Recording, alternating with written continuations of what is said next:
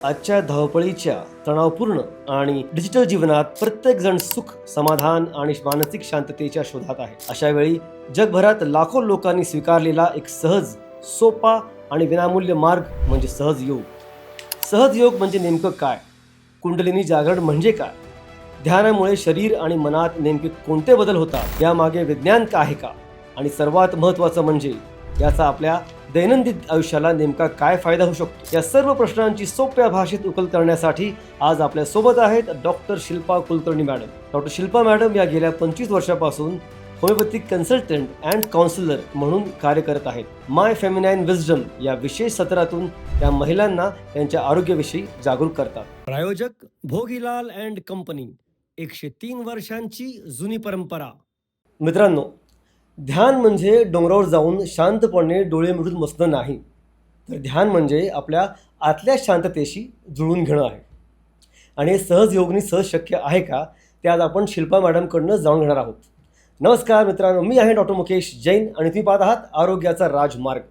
तुमच्या आरोग्याला योग्य दिशा देणारी व तुमच्या आरोग्याची काळजी घेणारी एक उत्कृष्ट आणि लोकप्रिय आरोग्य मालिका. मित्रांनो, शिल्पा मॅडमसोबत या विषयावर गप्पा मारण्याआधी तुम्हाला सर्वांना एक नम्र विनंती, आपल्या चॅनलला लाईक, शेअर आणि सबस्क्राईब नक्की करा. चला तर मग सुरू करू आजचा आपला एपिसोड. जाऊया आरोग्याच्या प्रवासावर, आरोग्याच्या राजमार्गावर डॉक्टर शिल्पा कुलकर्णी मॅडम सोबत. शिल्पा मॅडम, तुमचं खूप खूप स्वागत आमच्या आरोग्याच्या राजमार्गावर. नमस्कार. मला आज इथे बोलवल्याबद्दल तुमचे मनपूर्वक आभार. तुम्ही गेले 25 वर्ष होमिओपॅथिक प्रॅक्टिस करताय आणि सहज योग पण तुम्ही बऱ्याच वर्षापासून करताय. तर ह्या सहज योगबद्दल नेमकं आम्हाला तुमच्याकडनं जाणून घ्यायचं की सहज योग म्हणजे नेमकं काय, आणि बाकीचे जे आपले असतात टेक्निक्स ध्यान राहण्याचे, त्यापेक्षा कसं वेगळं आहे? हो, सर्वप्रथम सहजयोग हा ध्यान पद्धती श्री निर्मला माताजींनी 1970मध्ये सुरू केलेला आहे. अच्छा. तर ही ध्यान साधना आहे आणि आध्यात्मिक प्रवास आहे. तर ह्याच्यामध्ये तुमची कुंडलिनी जागृत केली जाते. माताजींच्या समोर जेव्हा आम्ही हात पसरून बसतो आणि ध्यान करतो आणि त्यांना एक नम्र विनंती करतो की कृपा करून आमची कुंडलिनी जागृत करून द्या, तर ते कार्य घटित व्हायला सुरुवात होते आणि आपल्याला आत्मसाक्षात्कार प्राप्त होतो. आणि हे दुसऱ्या ध्यान पद्धतीपेक्षा वेगळं आहे, म्हणजे हे सहज आहे.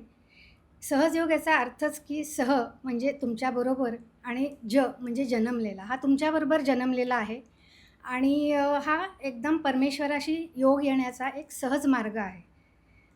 दुसऱ्या ध्यान पद्धतीमध्ये तुम्हाला काही आसनं असतात, काही वेगळे प्राणायाम असतात. तर इथे तसं काही नाही आहे. इथे तुम्ही सुखासनामध्ये मांडी घालून किंवा खुर्चीवर बसूनसुद्धा ध्यान करू शकता. आणि इथे तुमची बेसिकली बाकीच्या ध्यान पद्धतीपेक्षा तुमची कुंडलिनी माताजी जागृत करतात. त्याच्यामुळे तो जो आत्मसाक्षात्कार तुम्हाला मिळतो आणि तुमचा आत्मा एनलायटन होतो आणि त्या आत्म्याच्या प्रकाशामध्ये तुम्हाला अच्छा. तुमचं आयुष्य कसं आहे आणि आता इथून पुढे माझं आयुष्य मला कसं घालवायचं आहे ते साफ हळूहळू दिसायला लागतं. अरे वा. आता हे दोन तुम्ही शब्द वापरले मॅडम, एक कुंडलिनी जागरण आणि एक आत्मसाक्षात्कार. हे नेमके काय प्रकार आहेत ते आमच्या प्रेक्षकांना एक सोप्या भाषेत समजून सांगा. हो, जरूर. आपल्या शरीरामध्ये आपल्या मणक्याच्या शेवटी एक माकड हाड किंवा सेक्रम बोन, एक हो. ट्रायंग्युलर बोन असतं. तर त्या सेक्रम बोन किंवा माकड हाडामध्ये कुंडलिनी नावाची शक्ती आहे. ती सुप्त अवस्थेत असते. ती 3.5 मात्रांच्या वेटोळ्यामध्ये किंवा कॉईल असं म्हणतो, अच्छा. तशी ती सुप्त अवस्थेत बसलेली आहे. अजूनपर्यंत तिला जागृत केलेलं नाही. तर जेव्हा आम्ही श्री माताजींच्या फोटोसमोर हात पसरून बसतो आणि एक मनामध्ये शुद्ध इच्छा प्रगट करतो की माझी कुंडलिनी जागृत करून द्या, तर ही क्रिया घटित व्हायला सुरुवात होते आणि आपली जी कुंडलिनी शक्ती आहे ती हळूहळू वर चढते आणि तुमच्या 7 चक्रांमधनं पार होऊन हे जे 7वं चक्र आहे, सहस्त्रार चक्र, अच्छा. त्याला पार करते, ती भेदन करते ओके. आणि आपल्या आजूबाजूला जी परमेश्वराची शक्ती आहे, सर्वव्यापी परमेश्वरी शक्ती आहे, त्याला एकाकारिता पावते आणि ह्यालाच आपण योग घटित झाला असं म्हणतो किंवा आत्मसाक्षात्कार झाला असं म्हणतो. अच्छा, बेसिकली कुंडलिनी जागृत करणं, त्यानंतर जो प्रकार होतो त्याला आपण आत्मसाक्षात्कार असं त्याला हो, किंवा म्हणता येईल. इंग्लिशमध्ये त्याला सेल्फ रिअलायझेशन असंही म्हणतात. म्हणजे आपल्यालाच आपले दोष, दुर्गुण काय आहेत, अवगुण काय आहेत, ते अच्छा. हळूहळू कळायला लागतं या आत्म्याच्या प्रकाशामध्ये. त्यालाच आपण ध्यानधारणा म्हणतो. हो, आणि हे तुम्हाला रोज ध्यान केल्यामुळे तुमची कुंडलिनी जागृत होते आणि तुम्हाला एक आत्मिक शांतता मिळते, मनःशांती प्राप्त होते आणि तुमचं आयुष्य खूप एक चांगलं सकारात्मक आयुष्य तुम्ही जगू शकता. Okay, okay. तुम्ही मगाशी उल्लेख केला डोक्यावर एक सहस्त्राकार चक्र जे आहे. मला काही आठवते की काही नाड्या काय आणि एक चक्र असे प्रकार आहेत. 3 नाड्या आणि 7 चक्र. Am I right? हो, हो, हां, हो. तर ते नेमके कायसे असतात, हां. काय असतात? आपल्याला आपलं एक बाह्य शरीर आणि आतले ऑर्गन्स म्हणजे अवयव एवढे शरीर माहिती असतं. पण हं, त्याच्या हं. आतमध्ये पण एक सूक्ष्म शरीर आहे. तर ते सूक्ष्म शरीर आपले 3 नाड्या आणि 7 चक्रांवरती चालतं. अच्छा. तर 3 नाड्या म्हणजे कुठल्या? तर पहिली आहे ती तुमच्या डाव्या बाजूला असते ती इडा नाडी. हं, तर हं. इडा नाडी ही चंद्र नाडी आहे. त्याला मेडिकल भाषेमध्ये लेफ्ट सिम्पॅथेटिक नर्व्हस सिस्टम असं म्हणतात. तुमच्या उजव्या बाजूला असते ती पिंगला नाडी. त्याला राईट सिम्पॅथेटिक नर्व्हस सिस्टम असं म्हणतात आणि मध्य नाडी ही सुषुम्ना नाडी आहे. त्याला पॅरासिम्पॅथेटिक नर्व्हस सिस्टम म्हणतात. अच्छा. तर जेव्हा आपण ध्यान करतो, तेव्हा आपल्या ह्या नाड्या जागृत व्हायला लागतात आणि त्याच्या आपल्या आयुष्यामध्ये काही ना काही गोष्टींमुळे ह्या नाड्यांमध्ये असंतुलन येतं. म्हणजे आपली जी इडा नाडी आहे, हे सगळं आपलं पास्ट लाईफ बघते. जे आपलं गत आहे किंवा जे पूर्वीपासून आपण काही गोष्टी केलेल्या आहेत हं, हं, हं. किंवा आपले जे विचार आहेत, सगळं पास्टमध्ये जे काय आहे किंवा तुमची इमोशनल साईड, तुम्ही किती भावनिक आहात, तुमचं भावनिक संतुलन कसं आहे, हे सगळं तुमचं इडा नाडी बघते. इडा नाडी बघते. अच्छा. आणि तुमची जी पिंगला नाडी आहे, ती तुमचं सगळं फ्युचर बघते किंवा तुमचा फ्युचरिस्टिक जे लोकं विचार खूप करतात, प्लॅनिंग करतात, प्रोग्रॅमिंग करतात. तर हा जो फ्युचरचा विचार करतात, धावपळ करतात, तर ही जी आपली पिंगला नाडी ही सूर्य नाडी आहे. सो ही इडा नाडी आहे, ही तुमची इच्छाशक्ती दर्शवते, की तुम्हाला कुठल्या इच्छा होतात आणि ह्या इच्छेचं पुढे कार्यामध्ये रूपांतर होतं ती पिंगला नाडी, ही सूर्य नाडी आहे. अच्छा. सो ह्या दोन्ही नाड्यांमध्ये जर तुमचं संतुलन असेल, तर तुमचं आरोग्य नक्कीच छान राहू शकतं. पण इथे बऱ्याच वेळा आपल्याला दिसून येतं, की ह्या नाड्यांमध्ये असंतुलन होतं आणि मग तुम्ही आजारी पडायला लागता. तर जेव्हा तुमची कुंडलिनी जागृत होते, तेव्हा या मध्य नाडीमधनं ती कुंडलिनी पास होते. सुषुम्ना नाडी. सुषुम्ना नाडी ती अच्छा. प्रेझेंटमधली नाडी आहे. ओके. आत्ता वर्तमानामध्ये आपल्याला राहायचं आहे. तर माणूस बऱ्याच वेळा पास्ट किंवा फ्युचर ह्या विचारांमध्येच आपली ऊर्जा किंवा एनर्जी वाया वाया घालवतो. घालवतो. पण आपल्याला मध्य नाडीमध्ये म्हणजे वर्तमानात कसं राहायचं आहे, हे सहजयोग ध्यानमधनं तुम्हाला बरोबर. हळूहळू शिकायला मिळतं. जे मागचं आहे त्याला विसरा, पुढचं आहे तुमच्या हातात नाही. नाही. जे आत्ता आहे, प्रेझेंट आहे त्याच्यावर फक्त अगदी बरोबर. फोकस केला पाहिजे. आणि अगदी बरोबर. चक्राबद्दल काय सांगाल त्या? हां, आणि आपल्या शरीरामध्ये 7 चक्र आहेत. तर पहिलं आहे मूलाधार चक्र. हे कुंडलिनी जे माकड आहे त्याच्या खाली असतं. अच्छा. हां, तर त्या मूलाधार चक्राचं अधिपत्य आहे गणेश. श्री गणेशाचं स्थान आहे तिथे. हं, हं, हं. पण हे नुसती चक्र आहेत का? तर नाही. तर ह्या चक्रांमध्ये काही तत्व आहेत. तर गणेश तत्व आहे. हे सगळ्यांच्या शरीरामध्ये असतं. अच्छा. आणि हे गणेश तत्व आपल्याला जागृत करायला लागतं. तर खऱ्या अर्थाने आपण त्या गणेशाशी एकरूप झालो आहोत. ओके. हे तत्व आणि काय प्रिन्सिपल आहे गणेश तत्वाची, तर त्याचे मूलभूत 4 तत्वांवरती गणेश प्रिन्सिपल आहे, की तुमच्यामध्ये इनोसन्स असलं पाहिजे. हं, हं, जो हं. बाल गणेश आपण म्हणतो. बरोबर. हां, तर जे लहान मुलांमध्ये आपल्याला इनोसन्स दिसतं, तसं इनोसन्स तुमच्यामध्ये असलं पाहिजे. दुसरं आहे पवित्रता, अच्छा. प्युरिटी. विचारांची पवित्रता, मनामध्ये प्युअर विचार असले पाहिजेत. तिसरं आहे सुबुद्धी. चांगलं वाईटची पारख तुम्हाला हं, हं, हा हं. गणेश देवता तुम्हाला देतो. बरोबर. आणि चौथं आहे मांगल्य, ऑस्पिशियसनेस. अच्छा. सो हे 4 गुण जेव्हा तुमच्या आतमध्ये येतात, तेव्हा तुमचं गणेश तत्व जागृत झालं असं खऱ्या अर्थाने आपण म्हणतो. मग त्याच्यावरती जे आहे ते दुसरं चक्र आहे स्वाधिष्ठान चक्र. ह्याला इंग्लिशमध्ये सेक्रल प्लेक्सस असं म्हणतात किंवा आपले सेक्रल प्लेक्ससच्या मागे हे स्वाधिष्ठान चक्र स्थित आहे. अच्छा. हे आपलं क्रिएटिव्हिटीचं चक्र आहे. इथे ब्रह्मदेव सरस्वतीचं स्थान आहे. सो सृजनता, ब्रह्मदेवानी ह्या सृष्टीची हो. क्रिएशन केलेली बरोबर. आहे. तसंच हे क्रिएशन आपल्या आतमध्ये किती सृजनशील आपण आहोत, त्याच्यावरती हे चक्र चांगलं तुमचं त्याचं कार्य चांगलं चाललं आहे का नाही, का तिथे कुठे ब्लॉकेजेस आले आहेत, हे आपल्याला कळतं. मग त्याच्या पुढचं चक्र आहे वरती नाभीच्या एक्झॅक्टली मागे. ह्या सोलर प्लेक्सेस असं मेडिकल भाषेमध्ये म्हणतात अच्छा. आणि त्याला आपण नाभीचक्र म्हणतो. ओके. इथे तुमचं लक्ष्मीनारायणाचं स्थान आहे. अच्छा. सो नाभीचक्रावरती पीस ऑफ माइंड, तुमचं समाधान, संतोष हे तुमचं आयुष्यामध्ये किती आहे, त्याप्रमाणे तुमचं नाभीचक्राचं कार्य चालू असतं. नाभीचक्राच्या भोवती एक वॉइड आहे, त्याला भवसागर म्हणतात. ओके. तर नाभीचक्र आणि अनाहत चक्र हे पार करण्यासाठी आधी हे भवसागर चक्र जे आहे किंवा भवसागर वॉइड म्हणतो त्याला, हे भवसागर पार करायला लागतं. इथे तुमचं गुरुचं स्थान आहे. इथे आदिगुरु दत्तात्रेयचं स्थान आहे. मग त्याच्यापुढे आपण येतो हार्ट चक्र किंवा अनाहत चक्र. अनाहत चक्र. अनाहत चक्र. तर इथे तुमची सिक्युरिटी किती आहे, लाईफमध्ये तुम्ही सिक्युअर किती आहात. जे लोक जास्त भीती किंवा हे, तर तुमचं हे हार्ट चक्र कॅच होऊ शकतं. त्याच्यावरती आहे विशुद्धी चक्र. ओके. हे तुमचं कम्युनिकेशनचं चक्र आहे. थ्रोट चक्र आपण म्हणतो, तिथे थ्रोट प्लेक्सस असतं. कम्युनिकेशन, माधुर्य तुमच्या वाणीमध्ये, स्वच्छता, खरेपणा, सच्चेपणा, हे सगळं ह्या चक्रामध्ये तुमचं स्थित आहे. आणि मग पुढचं आहे आपलं आज्ञाचक्र. हे आपलं बरोबर कपाळाच्या मध्ये असतं. त्याला इंग्लिशमध्ये ऑप्टिक चायझ्मा असं म्हणतात. अच्छा. इथे जीसस क्राइस्टचं स्थान आहे. ओके. आणि 7वं चक्र आहे, हे फॉरगिव्हनेसचं स्थान आहे. आणि 7वं चक्र जे आहे त्याला सहस्त्रार चक्र. ते तुमच्या ब्रेनमध्ये आहे, ते तुमच्या लिम्बिक सिस्टममध्ये आहे. तर ह्या 7व्या चक्रातनं जेव्हा तुमची कुंडलिनी पार होते, तेव्हा तुम्हाला आत्मसाक्षात्कार झाला असं आपण म्हणतो. थोडक्यात म्हणजे 3 नाड्या ज्या आहेत आणि 7 चक्र आहे आणि कुंडलिनी, ह्या सगळ्यांचं एकत्रित रूप आपण सहजयोगमध्ये बघायला आपल्याला मिळतंय. हो, नक्कीच. की मगाशी उल्लेख केला होता की चक्र जर ब्लॉक झाले तर हा प्रॉब्लेम, म्हणजे चक्र ब्लॉक होणं किंवा असंतुलित होणं म्हणजे नेमकं काय आणि ते कसं ओळखायचं आपल्याला? आपल्या लाईफमध्ये आपल्याला काही ना काहीतरी प्रॉब्लेम्स असतात. तर मी मगाशी जसं म्हणलं तसं, की जर तुमची लेफ्ट साईड ब्लॉक असेल तर तुम्ही खूप भावनाशील आहात. तुम्ही पास्ट लाईफमध्ये जगता आहात. पास्ट लाईफमध्ये जे काही गोष्टी घडून गेल्या आहेत त्याचे सतत विचार करत राहता. सो भूतकाळात जो माणूस जगतो त्याची ही जी ऊर्जा असते या नाडीची, ती त्या विचार करण्यामध्येच निघून जाते. इडा नाडी, लेफ्ट इडा साईडची. नाडी, हो, ओके. इडा नाडी. आणि तिथे तुमचं जेव्हा तुमची ती ऊर्जा कमी होते तेव्हा त्या साईडचे जे आजार आहेत, म्हणजे डिप्रेशन किंवा कुठलेही मेंटल आजार जे आहेत ते तुमचे इडा नाडीमधनं येतात. किंवा तुमचे सायकोसोमॅटिक जे डिझीजेस आहेत, कॅन्सरसारखे आजारसुद्धा जर तुमची इडा नाडी असंतुलित असेल तर तिकडनं ते आजार आपल्याला हळूहळू सुरू होतात.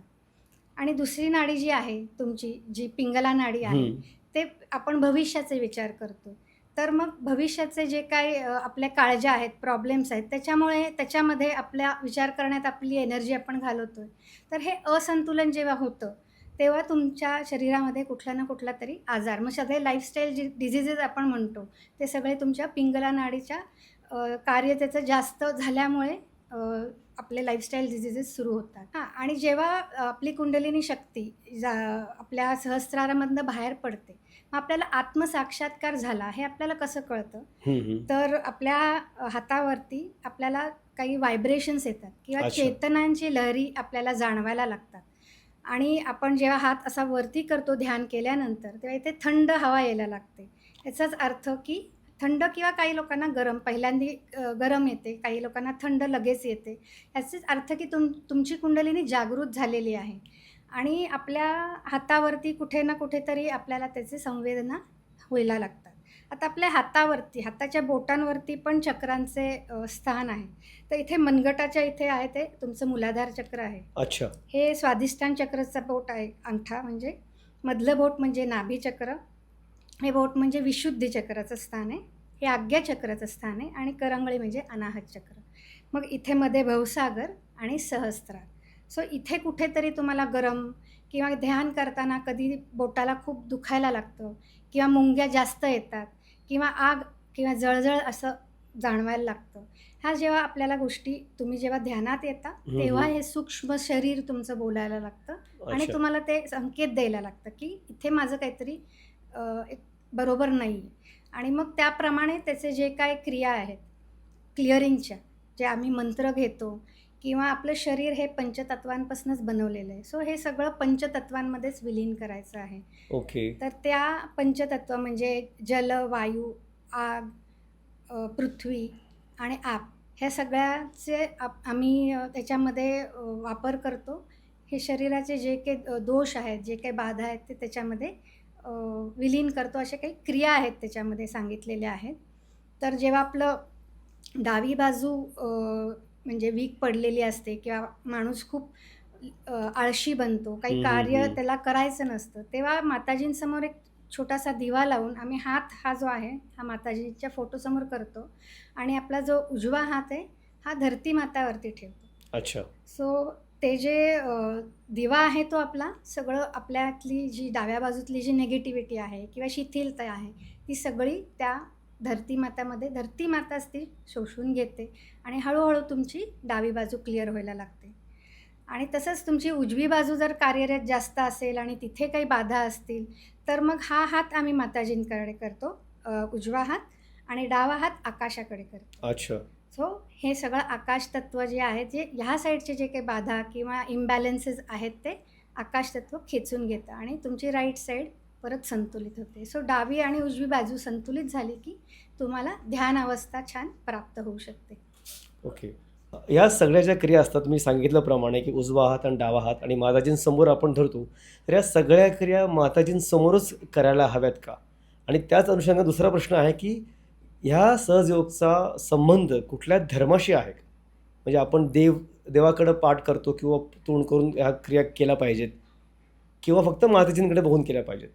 हो, हे आम्ही सगळे माताजींच्या फोटोसमोर बसून करतो, कारण त्या आदिशक्तीचंच रूप आहे. अच्छा. ओके. हां, तर त्या साक्षात परमेश्वरच आहेत आणि त्याच्यामुळेच ह्या सगळ्या क्रिया किंवा जे काही आपल्या शरीरातली निगेटिव्हिटी आहे ती त्या स्वतःच आपल्याकडे सगळ्या ओके. शोषून घेतात. अच्छा. हां, हां, हां. आणि म्हणून ते त्यांच्या फोटोसमोर, कारण त्यांच्या फोटोतनंच हे चैतन्य शक्ती वाहती आहे आणि त्या चैतन्य शक्ती त्या आपल्या शरीरामध्ये कार्यरत करतात. हे कुठल्या धर्माशी तुम्ही म्हणताय की आहे का निगडीत? हां. तर नाही, असं काहीच नाही आहे. सर्व धर्म समभाव असं आपल्या सहजयोगात सांगितलं आहे. सगळ्या जातीच्या लोकांनी, सगळ्या धर्माच्या लोकांनी सहजयोग करू शकतात. ॲक्च्युली सहजयोगामध्ये धर्म म्हणजे हिंदू, मुस्लिम, शीख, ईसाई असा काही धर्म नाही आहे. अच्छा. इथे धर्म म्हणजे तुमच्या पोटामध्ये धर्माचं स्थान आहे. मी मगाशी जसं म्हणलं आपल्या शरीरामध्ये तत्त्व आहेत, गणेश तत्त्व आहे. तसंच इथे एक गुरुतत्व आहे. म्हणजे आपण मगाशी वॉइडबद्दल बोललो. हं, तिथे हं, तुमचं हं. धर्माचं स्थान आहे. तर तुमचे धर्म काय आहे? तर माणुसकीचा धर्म, प्रेमाचा धर्म, सच्चेपणाचा धर्म किंवा जे काही तुमच्यामध्ये षड्रिपू आहेत, काम, क्रोध, मद, मत्सर, हे सगळे तुम्ही कसे समर्पण करता, तर तुम्ही धर्माशी एकनिष्ठ आहात असं सहजयोगामध्ये सांगितलेलं आहे. तर जेव्हा हे सगळ्या गोष्टी हळूहळू आम्हाला कळायला लागतात, आत्मपरीक्षण आपण करतो आणि ह्या गोष्टींवरती हळूहळू आपण मात करायला लागतो, तेव्हा आपण धर्मातीत होतो. म्हणजे कुठल्याही धर्माच्या पलीकडे आपण जाऊन परमेश्वराशी जुळतो. ओके. ग्रेट. म्हणजे कुठलाही धर्माशी संबंध नाही आहे, पण हा मानवता धर्म जो आहे हो. तो सर्वात मोठा आहे. आणि हो. ती मगाशी बोलल्याप्रमाणे इकडे जीसस तुम्ही मला मेन्शन केलं, हो. कपाळावर फॉरगिव्हनेसचं आपलं एक चक्र Forgiveness चं असतं ते. स्थान मग त्यात पण सर्व धर्म समभाव असा आलाच आलंच. हो, असं आहे. नक्कीच. ग्रेट. तुम्ही सांगितल्याप्रमाणे सहजयोगच्या पद्धती असतात, सगळ्या प्रकारे लोक करू शकतात, पण तरी त्यासाठी काही शारीरिक क्षमता म्हणा किंवा स्पेसिफिक काही लहान मुलांनीच केलं पाहिजे, मोठ्यांनी केलं पाहिजे किंवा विशिष्ट वयानंतर करता येत नाही किंवा विशिष्ट वयाखालीच केलं पाहिजे, अशा काही नियम आणि अटी काही आहेत का? नाही, तो सहज योग म्हणजे सहज परमेश्वराशी मिलन आहे. अच्छा. त्याच्यामुळे त्याच्यात कुठल्याही वयाची अट नाही आहे. ओके. लहानांपासून वृद्धांपर्यंत सगळ्यांनी सहजयोग केला पाहिजे. आपल्यामध्ये असं समज आहे की ध्यानधारणा म्हणजे काही वय आपलं वाढत चाललं की जरा ध्यानाला हो, लागा. बरोबर आहे. तर तसं काही नाही आहे. लहान मुलांना उलट ध्यानामध्ये आपण जास्त सजग केलं पाहिजे, पण त्याचा त्यांच्या मानसिक शारीरिकवरती खूप चांगला परिणाम होतो आहे. आणि लहान बाळांनासुद्धा आम्ही माताजींच्या फोटोसमोर ठेवून त्या बंधन देतो की त्यांचं सुरक्षा कवच त्या बाळाला अच्छा. कायमस्वरूपी प्राप्त होतं. ग्रेट. म्हणजे वयाचं बंधन नाही, कोणीही कधीही हे करू शकतो. करू शकतो. कुठल्याही अवस्थेमध्ये तुम्ही सुखासनात बसून त्याची काही काळ वेळ फारशी अशी ठरलेली नाही आहे. हां, असं काही आहे का? सकाळीच केलं पाहिजे, दुपारीच केलं पाहिजे, असं काही आहे? सकाळी केलं तर जास्त चांगलं, कारण ध्यानामुळे आपलं जे मन छान होतं, शांत होतं, त्याच्याने आपली दिवसाची सुरुवात पण छान होते. पण आजकालच्या काय म्हणतात बिझी लाईफमध्ये काही वेळ होत नाही. तर ज्यांना जेव्हा वेळ होईल तेव्हासुद्धा ध्यान केलं किंवा माताजींचं स्मरण केलं तरी चालतं. साधारण किती वेळ ध्यान धारणा ही केली पाहिजे, असं काही नियम आहे का? त्याला वेळेचे पण काही अट बंधन नाही. नाही. हो, तुम्ही 5 मिनिटंसुद्धा बसू शकता आणि 15 मिनिटंसुद्धा बसू शकता. जे तुम्हाला साध्य होईल 5 मिनिटात, ते काहींना 15 मिनिटं लागतात साध्य व्हायला. हं, हं, हं. सो त्याचं वेळेचं काही बंधन नाही आहे. फक्त सकाळी एकदा ध्यान आणि संध्याकाळी पण ध्यान, हे 2 वेळा शक्यतो करावं. कारण सकाळची दिवसाची सुरुवात आपली छान होते, तशीच आपली दिवसाचा जो शेवट आहे, तो सुद्धा ध्यानधारणेने केला तर आपल्याला एक शांत झोप लागते. अगदी, अगदी, अगदी. मॅडम तुमचं खूप खूप धन्यवाद. आज खूप छान माहिती तुम्ही दिली आम्हाला, की कुठल्या नाड्या आपल्या अंगात असतात, चक्र कुठले असतात आणि प्रत्येक चक्राचा उपयोग कसा होतो आणि ध्यानधारणा ही किती सहज आहे. हा सहज योग फार सहज करता येतो. फार महत्त्व त्याचं आहे. तर मंडळी नक्कीच तुम्हाला आपला हा एपिसोड आवडला असणार आहे, की या सहज योगबद्दल बरीचशी माहिती शिल्पा मॅडमनी आपल्याला आज दिलेली आहे आणि प्रत्येकाला तो करण्यासारखा आहे. तर पुन्हा भेटू आपल्या दुसऱ्या भागात. बघत राहा आपल्या आरोग्याचा राजमार्ग आणि हो, आपल्या चॅनलला लाईक, शेअर आणि सबस्क्राईब करणं विसरू नका. Thank you so much. धन्यवाद. प्रायोजक भोगीलाल अँड कंपनी, 103 वर्षांची जुनी परंपरा.